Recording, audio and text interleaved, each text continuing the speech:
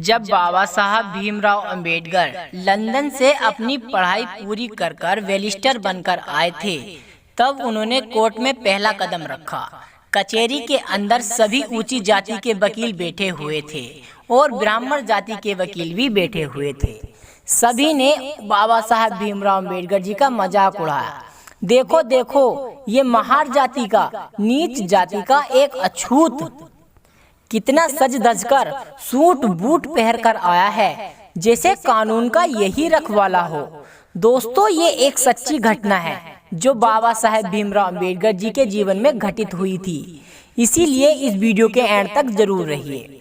दोस्तों, जब बाबा साहेब भीमराव अंबेडकर जी का मजाक बनाने लगे, अरे देखो भाई, एक नीची जाति का, महार जाति का वकील बनकर आया है, ये विदेश से पढ़कर आया है, बहुत ही बड़ा कानून का रखवाला बन के दिखाएगा तुम्हें। लेकिन बाबा साहब भीमराव अंबेडकर जी ने उनकी बातों का बुरा नहीं माना और अपनी दुकान के लिए, यानी अपने ठिये के लिए जगह साफ करने लगे।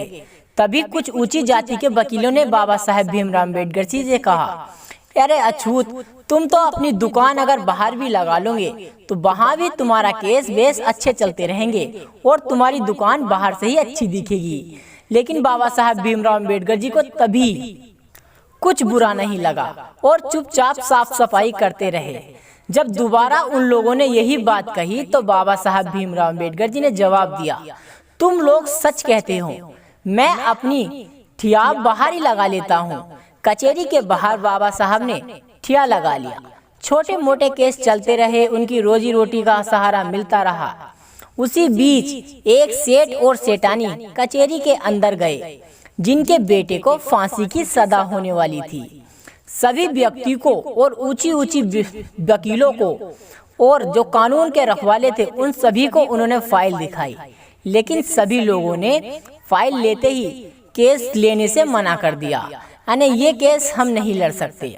तभी एक ऊंची जाति के वकील ने कहा, अरे सेठ, तुम्हारा केस वो लड़ेगा जो बाहर बैठा है, महार जाति का व्यक्ति, वो विदेश से पढ़कर आया है, वह बहुत पढ़ा लिखा है और कानून को अच्छी तरह से जानता है। क्योंकि वे बाबा साहब भीमराव अंबेडकर जी के ऊपर टोन कस रहे थे, तो भी सेठ और सेठानी को तो अपने बच्चे को बचाना था। इतनी बात सुनकर सेठ सेठानी कचहरी के अंदर से भागकर आए और बाबा साहब भीमराव अंबेडकर बाहर बैठे थे, तो बाबा साहब भीमराव अंबेडकर जी के चरणों में गिर पड़े और कहने लगे, है बैरिस्टर, मेरे बच्चे को बचा लो, है बाबा साहब, मेरे बच्चे को बचा। उन्हें उठाया और उनसे कहने लगे, ए सेठ और सेठानी, आप मेरे पास क्यों आए हो? मैं तो एक नीची जात का व्यक्ति हूँ, एक अछूत हूँ, भला मैं आपके बेटे को कैसे बचा सकता हूँ? लेकिन सेठ और सेठानी ने बाबा साहब भीमराव अंबेडकर जी का शकल देखी और कहने लगे, नहीं, आप ही हो जो मेरे बच्चे को बचा सकते हो, आप ही मेरे कर्ता धर्ता हो जो मेरी मदद कर सकते हो। तब बाबा साहब भीमराव अंबेडकर उनसे कहने लगते हैं, आपने ये फाइल न जाने कितने ऊंचे ऊंचे व्यक्ति को और कितनी ऊंची जात के वकीलों को दिखाई होगी, जो कानून को अपना रखवाला और खेल समझते हैं, जो कानून को अपनी मुट्ठी में रखते हैं। उनके पास जाओ, वो आपकी मदद करेंगे। लेकिन सेठ और सेठानी कहने लगते हैं, नहीं, जो भी हमारी मदद करेंगे वो केवल आप ही हैं। हे बैरिस्टर, मेरे बच्चे को बचा लो, बचा लो। तब इतना ही कहा उस सेठ ने तो बाबा साहब भीमराव अंबेडकर जी को अपनी माँ की कही बातें याद आने लगी। उनकी माँ ने बचपन में उनसे कहा था, भीमा, जब भी किसी निर्दोष की मदद करनी हो या किसी निर्दोष की जान बचानी हो और तुम्हें झूठ बोलना पड़े तो पीछे मत हटना भीमा, पीछे मत हटना।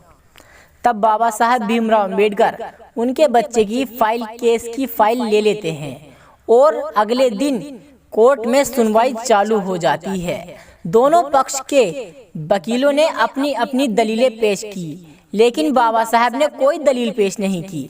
तब जब जज साहब अपना फैसला सुनाने वाले होते हैं, तब वे बाबा साहब भीमराव अंबेडकर की तरफ को कहते हैं और देखते हुए कहने लगते हैं, भीमराव, तुम्हें अपनी सुनवाई में कुछ नहीं कहना? क्या तुम कोई दलीलें पेश नहीं करना चाहते? तब बाबा साहब ने मना कर दिया और कहने लगे, नहीं जज साहब, तुम अपनी सुनाई और अपना आखिरी फैसला बताओ, मैं कुछ नहीं बताने वाला। तब जज साहब ने उस सेठ और सेठानी के लड़के को फांसी की सजा दे दी। सेठ मन ही मन में सोचने लगा, मैंने किस आदमी को अपने बच्चे के केस की फाइल दे दी। ये तो सच में नीची जात का महान निकला, ये कुछ नहीं जानता। तब बाबा साहब भीमराव अंबेडकर कचहरी के बाहर निकलने लगते हैं, जहां से उस बच्चे को ले जाया जा रहा होता है। उस बच्चे के गले में फांसी का फंदा भी नहीं डला था। तभी बाबा साहब भीमराव अंबेडकर रोक लेते हैं। फांसी का फंदा डल ही रहा होता है, तब बाबा साहब भीमराव अंबेडकर कहने लगते हैं, सुनिए जज साहब, तुमने फांसी की सजा दी थी, मौत की नहीं। तभी से एक कहानी बनती आई है कानून की, जब भी किसी को फांसी की सजा दी जाती है तो उसे सजाए मौत कहा जाता है। अगर कोई फांसी की सजा देता है तो उसे फांसी नहीं मिलती। इसीलिए संविधान में हर किसी को अपने आप को निर्दोष यानी सबूत को साथ साबित करना होता है। कोई मुजरिम भी हो तो उसे भी एक मौका देता है हमारा भारतीय संविधान। दोस्तों, ये कहानी आपको कैसी लगी मुझे कमेंट कर जरूर बताएं। जय भीम, जय भारत।